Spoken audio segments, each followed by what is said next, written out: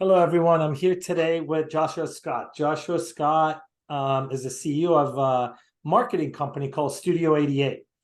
And Josh, you go by Joshua or Josh? Oh, either is fine, but Josh is probably the preference. Yeah. Okay, Josh. I go to a lot of different conferences, and I always saw Mike at Paul Goodman's events. Yeah. And I always, looked and like, this looks really cool. I would love for Josh to be in our group as well in Studio 88. And we finally connected. And I think one of the things that convinced me that you guys are really a great marketing company is when I heard you speak at Dr. Lynn Tao's practice booster event that he had a few months ago. And kind of take a few minutes. Tell me a little about you and how you came about to create a marketing company for dentists. Yeah. Well, man, I fell into dentistry kind of by accident. And, for most of us, if we don't go into it clinically, we tend to fall into it, at some point or another. And this was 22 years ago. Started out working with a practice management company. And I've always been on the marketing side of stuff. So I was eventually their marketing director and helped them grow a lot. In that process, the owner of the company would start having me like go into the practices that he was consulting with. Like, hey, Josh, they're having some trouble with their marketing. Would you mind just sitting down with them, kind of looking at it? So it became very informal kind of conversations, but sit down for 2 or 3 hours, look at budgets and new patient numbers, and put together a marketing plan for them. If I were you, here's what I would do. And so they're like, Josh, this is great. Who can do this? And it started this conversation of, okay, well, there's these marketing companies, this website company, this direct mail, and started using all of them. But what I quickly realized was two things. Number one, the creative work around dental marketing was just not there. Everything was stock photos, templated websites, templated mailers. It just lacked creativity. I mean, we were seeing the same stock photo of this woman smiling all over the country on thousands of websites and direct mail pieces. So the creative was lacking, and also the customer service. I would start kind of being the middleman for some of these relationships and realizing like it could take 6, 8, 9 months to get a website built and running.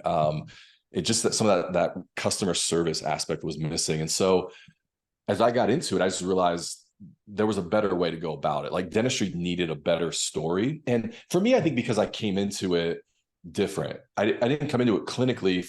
For me, I always had this viewpoint of dentistry it's innovative, it's inspiring, it's really this beautiful profession of humans serving humans. And I never saw that in the marketing. So for me, that was the first kind of, can we do this? Can we actually show this innovative, inspiring, beautiful profession through the marketing? Because I actually think patients will connect with that because they're humans, And so it kind of led us down that road of, I think dentistry not only needs a better story, but it deserves a better story in the marketplace. Yeah, that's great that you say that. And I like to always start these conversations by kind of telling the audience, the people who are listening to this, people who care to listen to a long interview like mine, everybody's into TikTok and Instagram reels. And I'm like, you know what, that's not me. I'm sorry. I want to be able to learn from something that I'm spending time in. And one of the things that I always talk about about marketing companies is that, look, you're either operating $1 million practice, you're aspiring to make $1 million business, right? Yeah. What are you doing with marketing? Look at all these big, huge corporations that they have a marketing department. Do you have a marketing department? So when people talk about, I want to do my own AdWords, I want to do my own website, I got this template thing going, I can fix it. It's enough. Then don't complain to me that you're losing patients to DSOs, right? Yeah. And I believe every practice should have a marketing budget, a reasonable marketing budget. Don't come to me and say you want this many patients a month, but I only want to spend $500 a month. If you have a marketing budget, you basically go and hire a company to be your marketing department. We kind of get a little sticker shock when we hear about prices of these marketings, but think about it, divided by 12, and that's, you're hiring an employee to do your marketing for you, or you're creating a marketing department. What do you think about my angle on this? Bob, I actually think this is something I'm so passionate about. And I think when I run into these practices that are, 1.5, $2 million, $3 million practices, and they're shopping for a website for $6,000, you're trying to run a multi-million-dollar company with a website that's $6,000. Like, those two things it's not actually not doing your business justice. You're actually imposing limitations, a ceiling, capacity on a growing, thriving business that could be accelerating way faster if you valued that conversation. I actually think, and this is for your audience, the number one key you could take away today is this right here. And it's around the power of a budget. And it's not sexy to talk about. When we talk about marketing, we want to talk about TikTok and Instagram Reels. And I'm like, hold on, let's just come back to budget for a second, because partly what we don't realize is budget allows us to create momentum.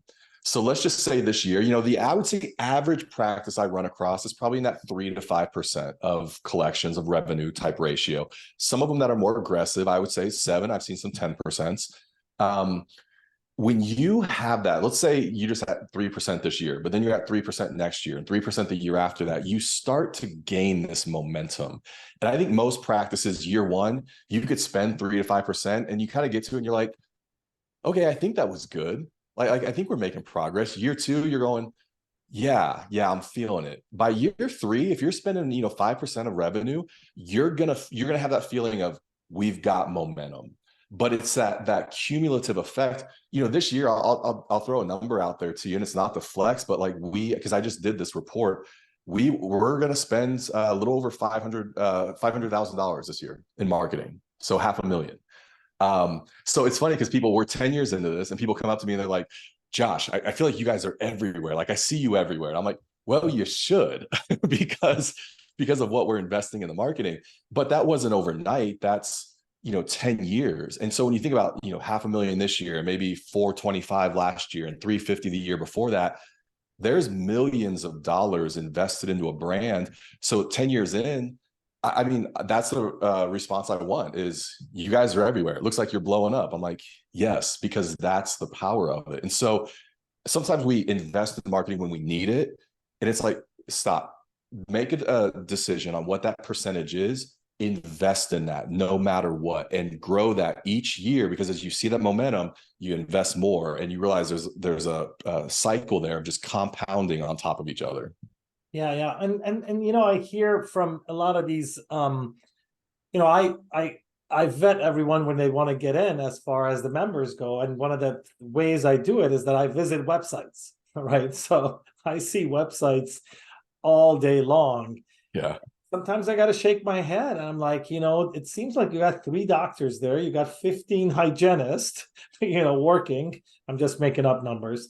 And your website is not even encrypted. Like, it's like a $10 a month extra that you pay to have the address of, your website being encrypted, so Google would notice, like little things that people don't realize because their cousins made the website, And one of the things that really attracted me to your company is, during your presentations, you show these websites. And it really attracted me to your company to look at the websites you had, and they were definitely different. Is it for everyone? If you're in the rural area and you really don't even have time to take a coffee break during the day, you shouldn't. You don't need to do this, but there are people who are, in areas like Chicago, New York, San Francisco. You have so much competition that you need to stand out, and this is what you do, right? Yeah, this is what we do, and it's really built around your story and what makes you unique. I was a big believer when I started getting into marketing, and my job was now to consult practices, really consult business owners on how to market. It became, you can throw something out there because you think it's oh, like, this tagline is going to get clicks, this heading is going to get clicks, this byline, it's sexy. Like, that's one way to go about it. And we see this every day in our news cycles. The other way to go about it is, well, what's unique to you? Like, why you? Why are you here? What's the story? And so every practice we work with is different. And we've built a system around how we work with our clients that brings out that uniqueness that actually allows us to create something that is unique to them. And so, the one thing you'll know about our websites is you pull up any two and none of them look alike. We're not working from a base of, 15 templates that we built and we're like, hey, Bob, choose which one you like best. And then we customize it. Everything literally starts from scratch. So, I mean, our designers, when they build a site, it's on a blank canvas digitally, but they begin to build it out. And then it goes over to a development team that builds it in the digital space. And so that's what's unique to us. But I also think, it's one thing to build a website because of marketing and getting new patients in. There's also a couple intangible things there that I think happen. And one is when you begin to articulate your story, it helps your team. Like, all of a sudden now they're like, yeah, okay, like we get that. This is who we are. And sometimes the website just becomes the narrative. Like, it doesn't exist anywhere else. But when we build a website, we actually create this narrative. And so I think the team takes pride in it. When you finally showcase your office in a way that's compelling and they're like proud of that. And they're like, yeah, I work here, and they're not afraid to just show people. The other thing, is, man, recruiting right now is just, I feel like anything you can do to get a leg up on recruiting. I mean, I'm dealing with practices in cities where it's, we're waiting for the hygiene class to graduate to get hygienists to come in because that's just the situation. And so a hygienist, does 5 interviews, and one of those has this really compelling, very well put together website that talks about the story and the mission. Man, I just think that practice has an edge on getting that new team member. So it's your image. It's the image you're portraying. And that's what I tell them too. I know you're busy, but look, your existing patients are still going to look you up on the internet. And oh, yeah, they don't build that connection and relationship. If the practice was just put on together, there's not a picture of you on the site. There's no personal interaction. People need to stop thinking, oh, I'm just a good old-fashioned dentist. I just do provide good quality. Listen, I was one of them. I was in a location that was built in the 70s. Very clean. I remodeled, but it was an old-fashioned. And I always said, I don't need a new place. I'm the greatest dentist. I provide good customer service and good quality dental work. I should be getting all these patients. Once I moved my practice to the new location, my existing patient started referring more to me. Yeah. Because of the image that I changed. And that's what you guys do. You guys work on the image, right? Yeah. And, Bob, what's funny is because I'm on the phone with potential clients and, hearing their concerns and their needs and trying to solve problems. And you hear this all the time is, it's not just about new patients. I want ideal patients, right? And there's this whole conversation around ideal patients. And a lot of times what I say back to them is, well, hey, patients want an ideal dentist. So we can talk about you getting these magical ideal patients into your practice every day. But unless you show them that you're the ideal dentist, because they're looking for the same thing. They don't want to go to just, they got 10 dentists. They're like, I don't know. Somebody raise their hand and go, I'm the ideal dentist for you. Here's why. And you make that decision so easy for them. And not only that, but they come in like their trust level, instead of coming in skeptical, like, I don't know about this practice because of the website. And I don't even know what the doctor looks like. Is the team happy? Instead of that level of trust, they come in with, oh, I feel like I know you. Like I saw, oh, you're into mountain biking, in Colorado. They know stuff about you. They've connected. So when we talk about a website or even marketing from a butts in the chair perspective, I respect that because I know we want an ROI on anything we invest in. It's also a very short-sighted and often just crass way of looking at marketing in general. When we think about these other intangibles of getting ideal patients in, raising trust values, solidifying the mission around your team, marketing has a much bigger role in a business. Yeah. And, I talk to a lot of young dentists. I always offer my help for free, and anybody running ideas by me. And then I have a few people that are struggling because of circumstances that they can no longer affect themselves, or they've made some decisions that they don't have control over anymore. Like if you are a foreign trained dentist and you've come to America, you've worked really hard, and I say that because I come from that part of the world myself. If you are struggling gaining new patients, guess what is so attractive to others? And that's your story, your struggle, that you came from such difficult backgrounds, and you came here, you started all over again. You worked for a DSO, and you basically worked so hard to build this practice. Let's talk about that. You're right. And like, I say this because I'm using one of your examples at your speech, right? At the lecture you gave.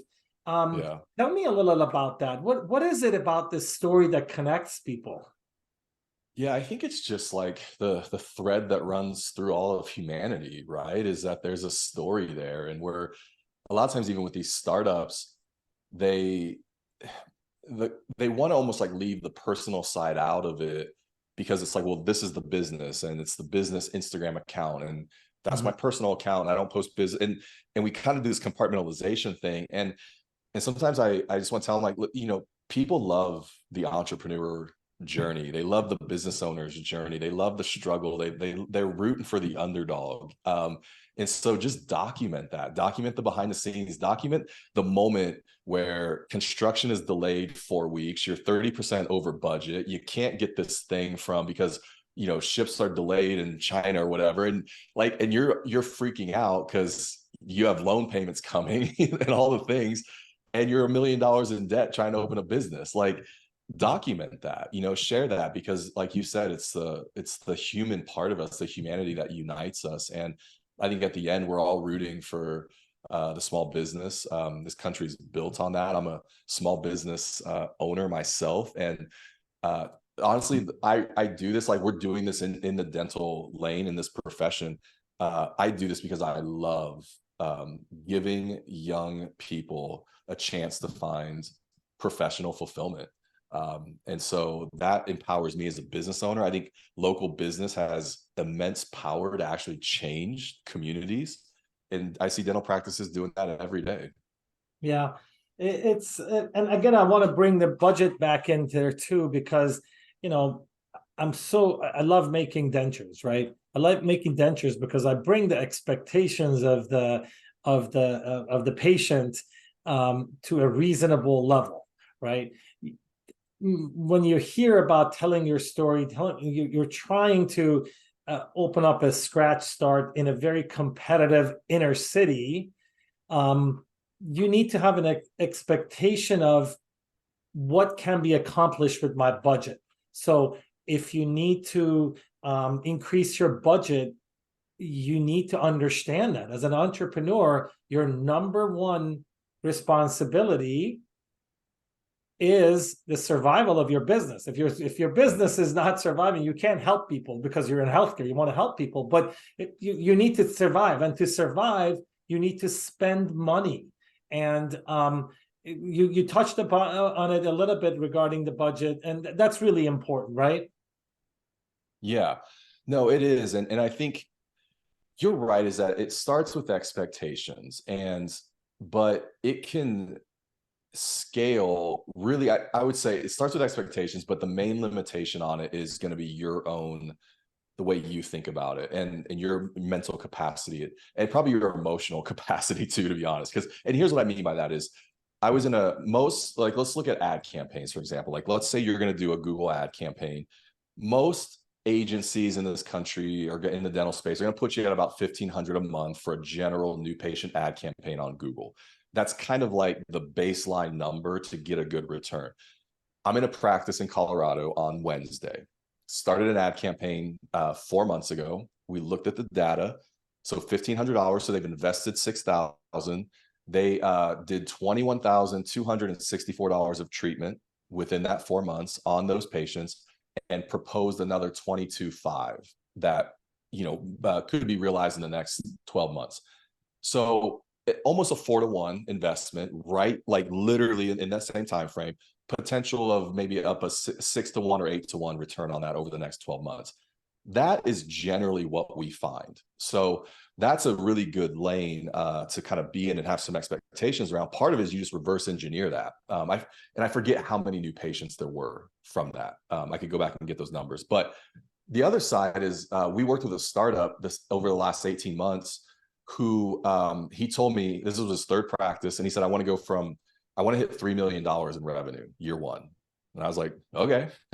he said, have you guys ever done that? And I was like, no. I'm not going to BS you, man. We have not done that. I do think we can put together a strategy to get you there. And so the majority of it was ad spend. So he's spending right now $48,000 a month on digital ads. He opened month one with 180 new patients. He's now averaging 370, I think 370 something a month. His average acquisition cost on Google, $174 to get a new patient. So spending $48,000 gets them for $174. He finished the first 12 months at right under 3.2 million. He's 18 months into it. So 2023 calendar year, which is his first full calendar year, he's on track to do 5.4, 18 op practice. So I mean, opened a big practice, right? I say all that to go, on one side, you've got clients that are really struggling with $1,500 a month, getting $22,000 back, right? On the other side, you've got a guy that's like, I need to go from 0 to 3 million. I'm going to give you 50 grand a month. That's 600,000. But if you can give me 3 million back, I'll play that game all day long. Right. So for me, those case studies are like, it's a lot in our heads. And sometimes it's just with this guy, I'm like, I realize it's the guts. Very few people have the guts to spend. If I said, give me 50 grand a month, I'll give you 3 million. The concept sounds logical. Right. the guts to actually pull the trigger on that is a whole nother conversation, and I get that. It's a gambling concept, and I know a little thing or two about that. But it's like you do. It's like it's like playing Texas Hold'em for $100 pots rather than $30,000 pot. It's the same game. Yeah. It's the same return on investment kind of ratio. But you got to put up a lot more. Hey, I want to see if you have anything that you can share with us. Do you have some of your websites that maybe you can share a screen and people can see? Yes, this was one we did earlier in the year. But can you see this one, Smile? Yes. Yeah, this is Smile Dentistry. This was a somewhat of a startup in the Houston area, but he kind of built his own first website on his own and got about a year or two into it, and then called us and said, "Hey, I need to kind of make this look more professional now." But really great, just kind of branded mark.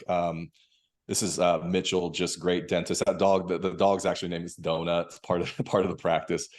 But you can see right from the start, just the animation, the way the website moves, the layout is very different. This is one, we're starting to see, I really think we're on this, the beginning stages of really a different navigation with websites.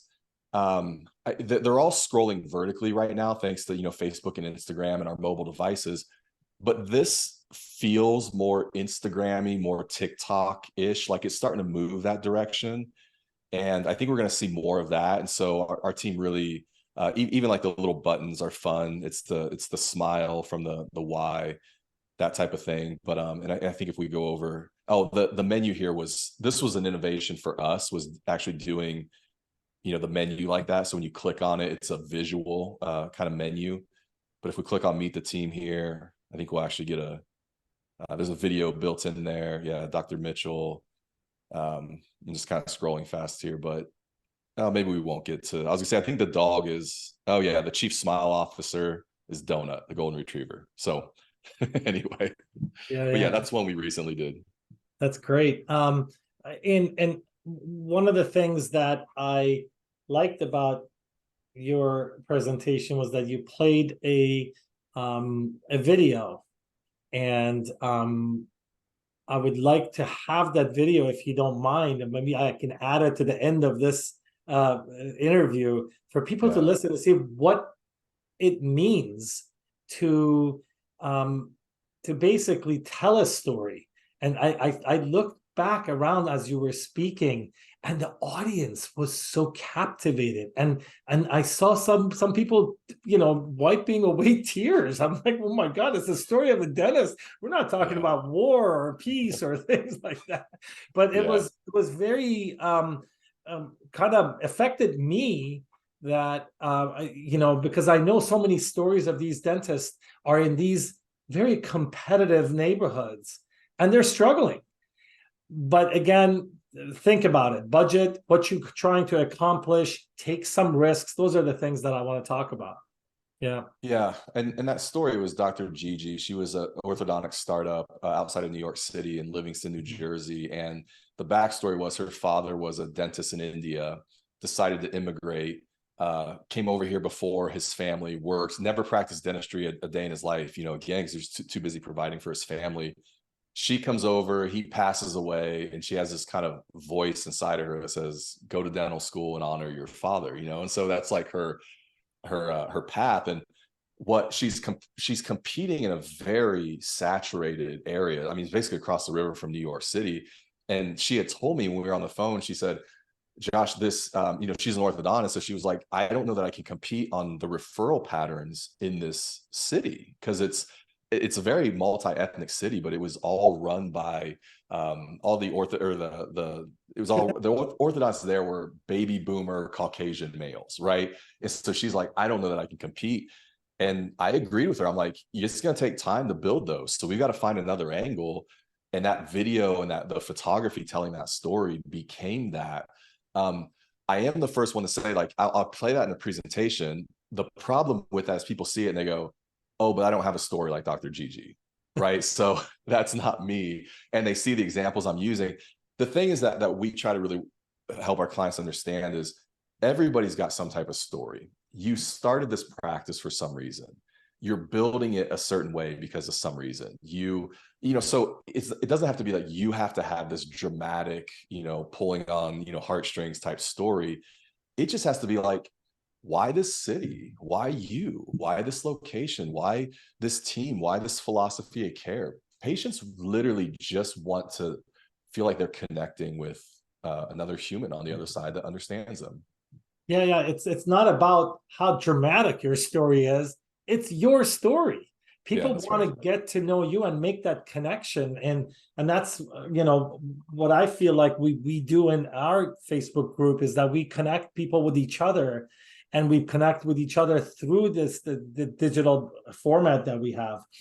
Do you have anything else you want to add at the end? I think this was great introduction to Studio 88. I wanted your story. That's what this was about, Yeah. In other words, there are so many marketing companies out there. We have a few of them choices in our group, but I think that Studio 88 story is interesting enough to kind of spend this time. Do you have anything else to add at the end? I really don't, man. I appreciate you having me on. One of the reasons why we were just even attracted to you in this group was just your generosity with what you bring to your members, but the profession. And I mean, you can just tell it's like your patients, your members, the profession. It's just all, and that's a value of ours too.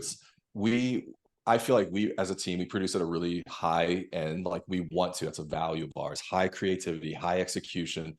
At the same time, my team knows like we give generously, like we're very generous in our advice, our help, like whatever we can do. And so if you're interested at all in talking with us, chances are you're going to get on with Mike. He's a great guy. He'll take amazing care of you, and mostly he'll just walk you through, here's where we're different in the space, and here's what we offer, and if it's a good fit for you, like, let's talk about it. Yes, absolutely. Hey, thank you very much for joining me today. This will be later on YouTube and in our group, and hopefully we can connect once a quarter if you have some new things to discuss and show us what you can do. That would be awesome. Yeah, I appreciate it, Bob.